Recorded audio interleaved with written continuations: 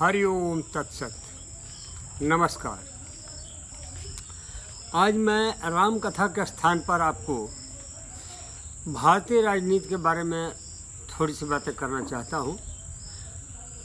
आज मेरी समझ में नहीं आता कि भारत में राजनीति को कौन ऐसा घून लग गया है, किस ग्रह ने इसमें अपना प्रवेश करके और देश की स्थिति को ऐसा डवाडोल कर रखा है कि पहले तो हम सोचते थे कि चलो नेता एक दूसरे के साथ इतना अच्छा बर्ताव करते हैं, देश के संबंध में सोचते हैं, किंतु गहराई से पहुंचने पर पता चलता है कि हर नेता अपने स्वार्थ के बस है।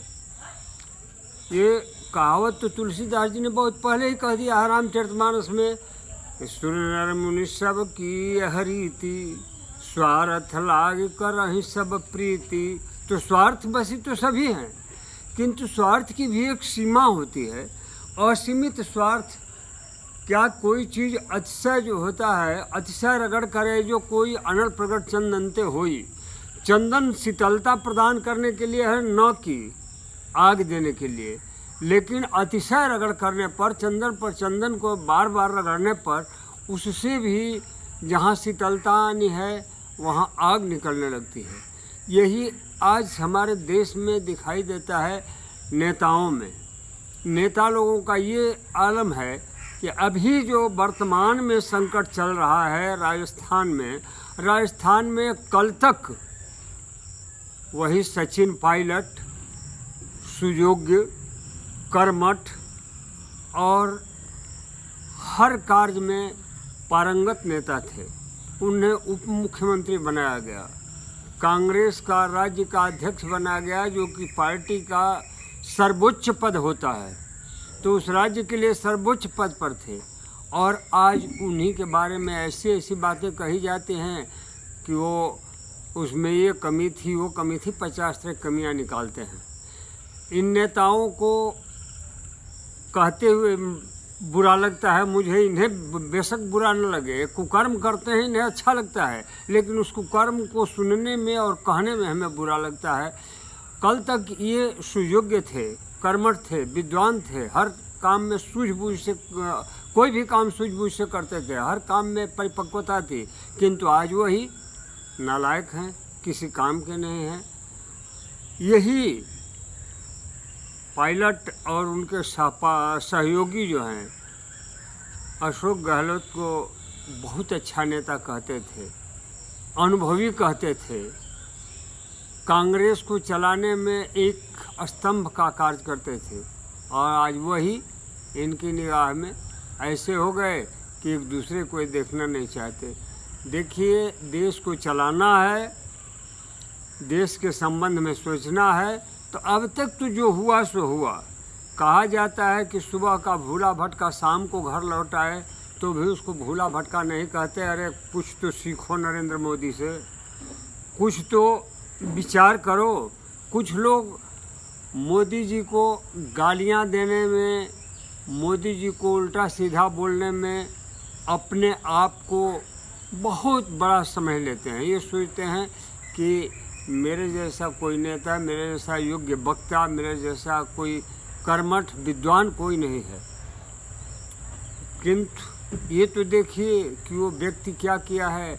आज भारत विश्व में उस स्थान पर पहुंचा है जो स्वतंत्रता के बाद 70 साल तक, जिसके विषय में हम सोच ही नहीं सकते थे। एक नेता हमारे यहाँ ऐसे हुए जिन्हें सपने में भी अगर मुझसे कोई पूछे तो उस व्यक्ति का गुणगान ही करूँगा, उस व्यक्ति के विषय में मैं कुछ इधर उधर की बात नहीं करूँगा। उनके साथ मेरा बहुत कम लगाव रहा है। थोड़े समय के लिए, 2-4 मिनट के लिए बातचीत हुई है, और वो थे स्वर्गीय अटल बिहारी वाजपेयी। वाजपेयी जी प्रधानमंत्री बाद में बने, पहले शुरू में जब एमपी बने थे तब से लेकर के और प्रधानमंत्री तक एक ऐसे व्यक्ति रहे हैं जिनके मुंह से किसी के लिए उल्टी सीधी बात नहीं निकली। हर नेता के बारे में वो कोई भी बात कहते थे मुस्कुरा के बोलते थे। हालांकि उनकी बोलने की, भाषण देने की कला जो है वो किसी किसी में होगी। मालूम पड़ता था कि ठहराव में आके खड़े हो गए, लेकिन एकाएक झटके से हाथ उठा करके ऐसे बोलते थे कि तालियों की गड़गड़ाहट हो जाती थी। मुझे कई बातें उनकी भूलती नहीं हैं। मैं पंजाब में था इलेक्शन के समय में, वाजपेयी जी पहुँचे। एक स्थान है पठानकोट के पास दीनानगर।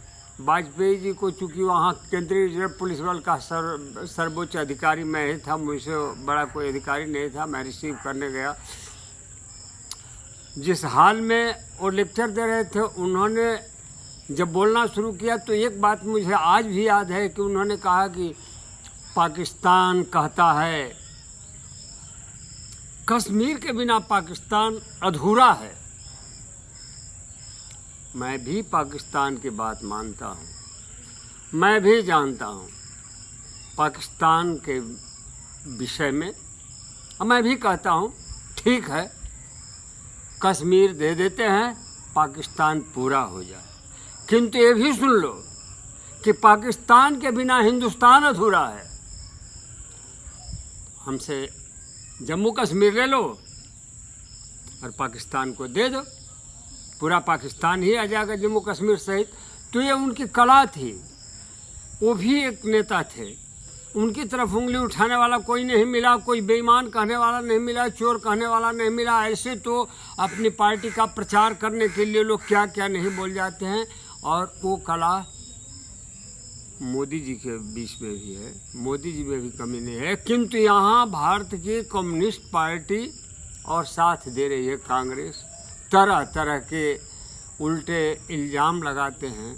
कई लोग तो इतना चिल्ला चिल्ला करके बोलते हैं कि समझ में नहीं आता क्या करना चाहते हैं। मैं इस चीज़ से परहेज नहीं करता और इस चीज़ से इनकार भी नहीं करता कि पार्टी में फूट डाली गई होगी। ठीक है, सभी लोग अपनी सरकार को बचाने के लिए, सरकार को आगे बढ़ाने के लिए अपने चाल चलते हैं। क्योंकि लंका कांड में अंगद और रावण के बीच संवाद होता है। वहाँ पर एक चौपाई आती है और वो चौपाई है कि साम दान और दंड विभेदा, नृप कर बसहि नाथ यह भेदा। ये चार विभेद होते हैं। साम दान है शब्द, लेकिन लोग दाम बोलते हैं, साम दाम दंड भेद कहते हैं। लेकिन साम शांति से, दान कुछ ले दे करके, दंड दबाव दे करके, दंड दे करके, और विभेद आपस में फूट डाल करके। अगर इस बारे में आप लोगों को ज़्यादा ज्ञान अर्जित करना है तो ही तो उपदेश और पंचतंत्र पढ़िए और उसके अनुसार पूरी कार्रवाई करिए। जीवन को आगे बढ़ाने वाले ये सब छोटे छोटे ग्रंथ हैं तो छोटे, लेकिन जैसे कहा है कि सतसैया के दोहरे अरुणावे के तीर, देखन में छोटले घाव करे गंभीर। इसी तरह ये ग्रंथ हैं और इन ग्रंथों में ऐसी ऐसी चीज़ बताई गई है जो जीवन को सफल बनाती है।